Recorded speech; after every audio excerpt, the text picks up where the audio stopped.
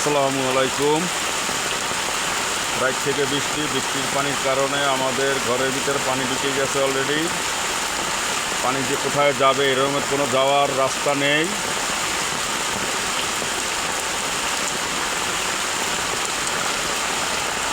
পানি চলাই গেছে,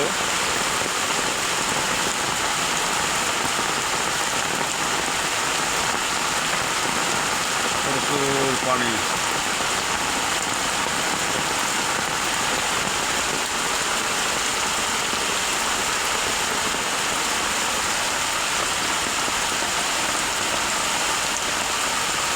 পানি আর পানি।